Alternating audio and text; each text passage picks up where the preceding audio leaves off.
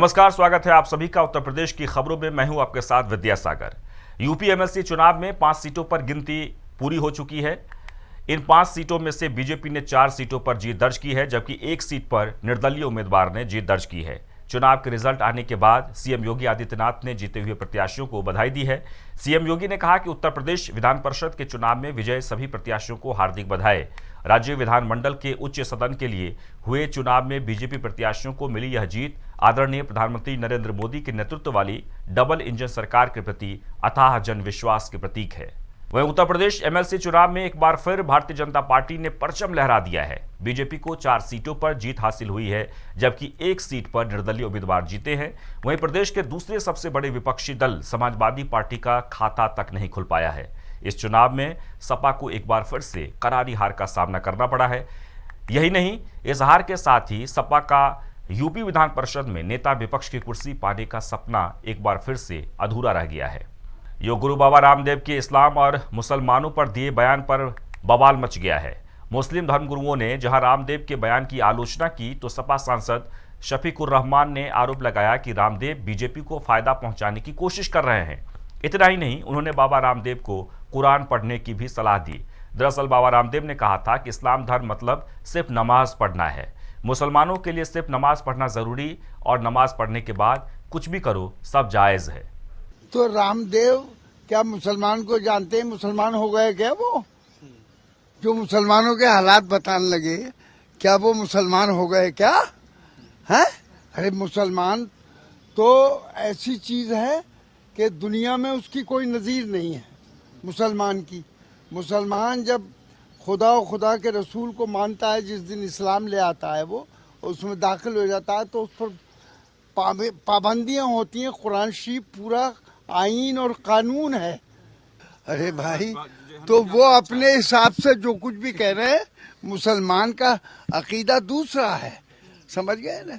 हाँ, ये वो मुसलमान की उन्होंने कुरान शरीफ को नहीं पढ़ा, इस्लाम को नहीं पढ़ा कि व्हाट इज इस्लाम। वहीं बरेली मुरादाबाद खंड में एमएलसी स्नातक के फाइनल नतीजों में बीजेपी ने एक बार फिर से ऐतिहासिक जीत दर्ज की है। इस सीट से बीजेपी के प्रत्याशी जयपाल सिंह व्यस्त ने सपा के शिव प्रताप यादव को 51,000 वोटों से हराया।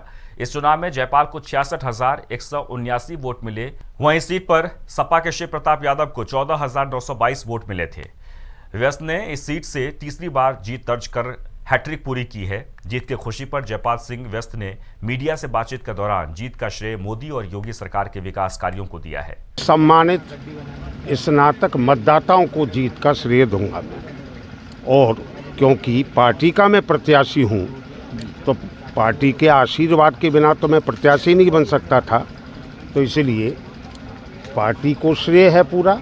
लेकिन उसी क्रम में जो मतदाता हैं वही निर्णायक होते हैं, तो समस्त स्नातक मतदाताओं को मैं इसका श्रेय देता हूँ। मेरी सबसे पहली प्राथमिकता है स्नातक मतदाताओं की जो भी समस्याएं होंगी, उन समस्याओं के समाधान के लिए मैं हर संभव प्रयास करूंगा। वहीं हरदोई में एक कार्यक्रम में शिरकत करने जा रहे पूर्व मुख्यमंत्री अखिलेश यादव के काफिले में 6 गाड़ियां आपस में टकरा गई। घटना में 2 लोग जख्मी हुए हैं। हादसा कटरा बिल्हौर राजमार्ग पर हुआ। घायलों को सामुदायिक स्वास्थ्य केंद्र में भर्ती कराया गया है। जानकारी के मुताबिक अखिलेश यादव का काफिला कटरा बिल्हौर राजमार्ग पर मल्लावा से जैसे ही गुजरा, तभी फरहत नगर रेलवे क्रॉसिंग के निकट काफिले में शामिल आधा दर्जन गाड़ियां टकरा गईं। वहीं हमीरपुर में मौदा कस्बे में खनन माफियाओं पर कानूनी शिकंजा कसना शुरू हो गया है। परिवहन और खनिज विभाग को कार्रवाई करते हुए आधा दर्जन ओवरलोड ट्रकों को सीज कर दिया। विभाग की इस कार्रवाई से खनन माफियाओं में हड़कंप मच गया है। बीते समय से खनन माफियाओं के बढ़ते हौसलों को देखते हुए विभाग ने यह कार्रवाई की। वहीं बहराइच में दरोगा ने फेसबुक के जरिए खुद की हत्या की बात कही है। फेसबुक के माध्यम से दरोगा ने कानून व्यवस्था पर जमकर सवाल दागे। उन्होंने कहा कि एसपी प्रशांत वर्मा ने कानून व्यवस्था नहीं संभाल पा रही है। दरोगा ने बताया कि उनको जान से मारने का प्रयास किया जा रहा है। यहां रुकेंगे छोटे से ब्रेक के लिए, तुरंत लौटते हैं।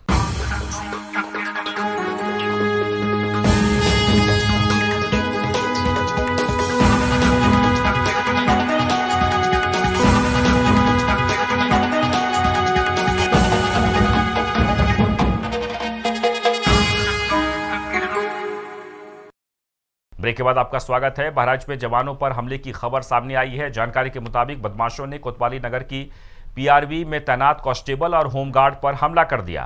इस हमले में दोनों जवान बुरी तरह से घायल हो गए, जिसके बाद दोनों जवानों ने मौके से भागकर किसी तरह से जान बचाई। फिलहाल दोनों जवानों का इलाज अस्पताल में चल रहा है। अभी 2 पुलिसमैन हमारे यहाँ इमरजेंसी में आए थे, जिसमें से एक कांस्टेबल है और दूसरा होमगार्ड है। एक की स्थिति थोड़ा सा सीरियस है, उसको एडमिट कर लिया गया है, अंडर ऑब्जर्वेशन रखा गया है, और दूसरे को एक्सरे एडवाइस करके वापस भेज दिया गया है। हमीरपुर जिले में अतरौलिया स्थित प्राथमिक विद्यालय की दीवार गिर गई है, जिसके नीचे 5वीं का छात्र दब गया। दीवार गिरने से छात्र बुरी तरह से जख्मी हो गया है, जिसके बाद छात्र को इलाज के लिए नजदीकी अस्पताल में भर्ती कराया गया, जहां उसका इलाज जारी है। वहीं हमीरपुर जिले में चोरी की घटनाओं पर रोकथाम के लिए डीएम और एसपी को ज्ञापन सौंपा गया है। ये ज्ञापन योगी आदित्यनाथ युवा ब्रिगेड के पदाधिकारियों ने सौंपा, जिसके माध्यम से चोरी की बढ़ रही वारदातों पर अंकुश लगाने की बात कही है। जानकारी के मुताबिक यह चोरियां राठ और सुमेरपुर के इटरा हनुमान मंदिर में हुई है, जिनकी शिकायत पर जल्द से जल्द कार्रवाई करने की मांग की गई है। हमारे जनपद हमीरपुर में लगातार राठ क्षेत्र में और विभिन्न क्षेत्रों में लगातार चोरियों की वारदात हो रही है। इस संबंध में हमने जिलाधिकारी महोदय और माननीय पुलिस अधीक्षक महोदय को ज्ञापन सौंप करके शिकायती पत्र दाखिल किया है कि इस पर जो है नकेल कसी जाए और जो चोरियों की वारदात हो रही है, लगातार चोर हावी हो रहे हैं, तो इस पर अंकुश लगे। वहीं हमीरपुर जिले के मौदहा थाना इलाके में चौंकाने वाली खबर सामने आई है, जहां मोबाइल पर गेम खेलते हुए 7 साल के मासूम ने फांसी लगा ली। इस घटना के बाद से ही परिवार सदमे में है। वहीं इस मामले की सूचना मिलते ही पुलिस मौके पर पहुंची, जहां पुलिस ने शव को कब्जे में लेकर पोस्टमार्टम के लिए भेज दिया और आगे की कार्रवाई शुरू कर दी। और इसी के साथ ही उत्तर प्रदेश की इन खबरों में बस इतना ही, लेकिन आप बने रहें टीएनपी न्यूज़ के साथ। नमस्कार।